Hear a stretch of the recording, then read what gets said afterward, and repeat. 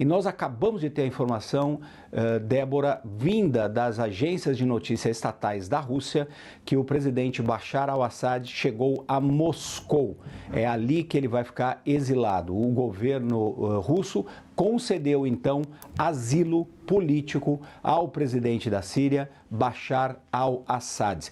A Rússia, que era um dos principais aliados do regime do Bashar al-Assad, mas que resolveu não combater os rebeldes nessa ida deles até a capital Damasco, até porque a Rússia está muito focada na guerra contra a Ucrânia.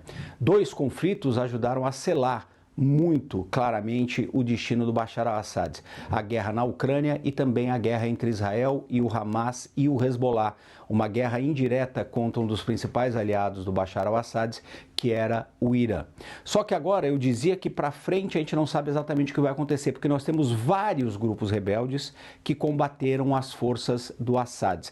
O principal deles é o HTS, Hayat Tahrir al-Sham, que é um grupo islamista que controlou uma boa parte do território da Síria, que implementou um regime radical islâmico, é uma organização que tinha ligações com a Al-Qaeda, chegou a ter ligações até com o Estado Islâmico e é considerada por muitos países do Ocidente como uma organização terrorista. Esse é o principal bloco dos rebeldes. Mas nós temos outros rebeldes, outros grupos que são financiados e armados pelo Ocidente e outros que são mais diretamente ligados à Turquia, entre outros grupos. Então, muito provavelmente nós vamos ter uma disputa de poder entre esses vários grupos rebeldes na Síria. Mas confirmado, o regime do Bashar al-Assad caiu depois de 53 anos de ditadura e o ditador agora está exilado em Moscou, na Rússia. Débora. Então, Américo Martins nos traz, neste momento, a confirmação pelas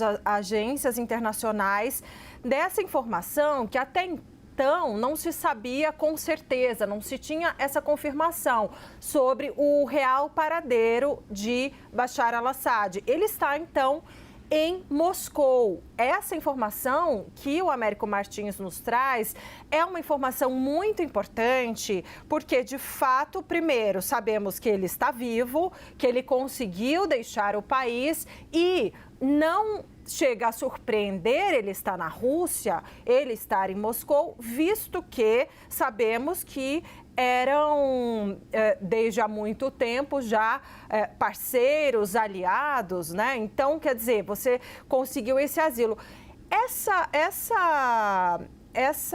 Esse asilo na Rússia, de que maneira dá para a gente pensar numa saída negociada, o Américo Martins? Quer dizer, dessa maneira como ele sai, sem destruição da capital Damasco, né? As tropas foram avançando, mas não teve um derramamento de sangue. Se fala, de alguma maneira, numa saída negociada, Américo Martins?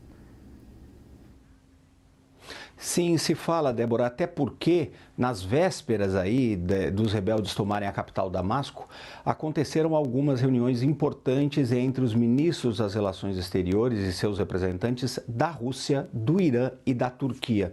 3 países que se envolveram desde o início dessa guerra civil muito claramente nos combates. O Irã e a Rússia apoiando Bashar al-Assad e a Turquia apoiando vários grupos rebeldes, de certa forma, até o HTS, esse que é o principal grupo, um grupo islâmico rebelde que liderou essas ações nessa reta final contra o Bashar al-Assad. Então, essas 3 potências da região, e a Rússia é uma potência mundial, discutiram ali o futuro da Síria naquele momento. E ali ficou claríssimo que nem o Irã nem a Rússia teriam condições de continuar ajudando militarmente o Bashar al-Assad.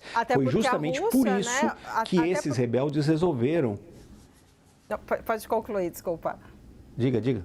Não, até porque a Rússia, por favor. A Rússia ela está muito ocupada militarmente cuidando do problema da Ucrânia, Américo Martins, né? Exato, exato. A Rússia muito preocupada com a Ucrânia, que é a grande prioridade. A Rússia que chegou a deslocar parte dos seus militares da Síria para combater na Ucrânia e não teria como trazer esses militares de volta para defender o Bashar al-Assad.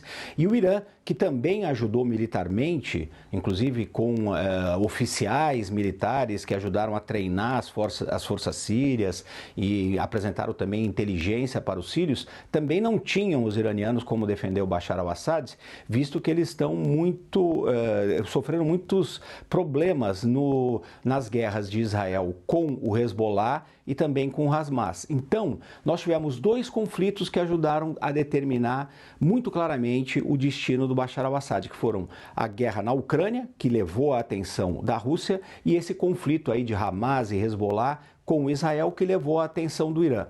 Os dois lados não tinham mais condições de continuar mantendo o Bashar al-Assad, o apoio militar a ele, acabaram abrindo mão desse apoio, fizeram provavelmente algum tipo de acordo para que ele deixasse o país, e aí ele foi exilado na Rússia, como a gente confirmou agora há pouco, e a Turquia é o país que sai vencedor nessa primeira etapa, porque bancou parte desses rebeldes, mas eu insisto, a grande questão agora é saber o que vai acontecer com esse vácuo de poder que foi criado com a saída do Bashar al-Assad.